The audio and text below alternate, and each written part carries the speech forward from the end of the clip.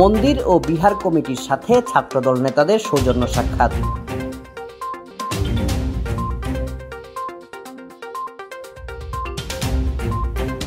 বিএনপির ভারপ্রাপ্ত চেয়ারম্যান তারেক রহমানের নির্দেশে দেশের সকল ধর্মীয় উপাসনালয়ে নিরাপত্তা ও সাম্প্রদায়িক সম্প্রীতি বজায় রাখার জন্য রাঙামাটি সরকারি কলেজ ছাত্রদলের সদস্য সচিব মোহাম্মদ অলি আহাদের নেতৃত্বে শনিবার বিকেলে কাঁঠালতলীর শ্রী শ্রী দুর্গামাতৃ মন্দির ও রাজবনবিহারে নিরাপত্তা প্রদানের লক্ষ্যে ছাত্রদলের নেতৃবৃন্দ সৌজন্য সাক্ষাৎ করেছেন।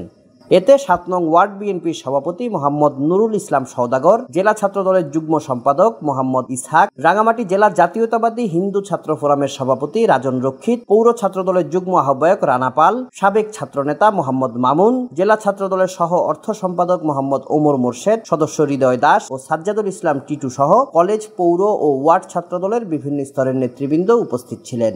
এ সময় নেতৃবৃন্দ মন্দির ও বিহার কমিটির সাথে দেশের সার্বিক পরিস্থিতি নিয়ে আলোচনা করেন এবং তাদের নিরাপত্তা নিশ্চিতে সার্বিক সহযোগিতার আশ্বাস দেন।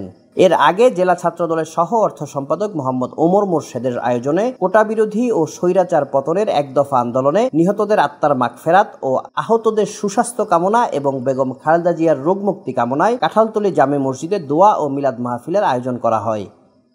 Desk report, CST TV।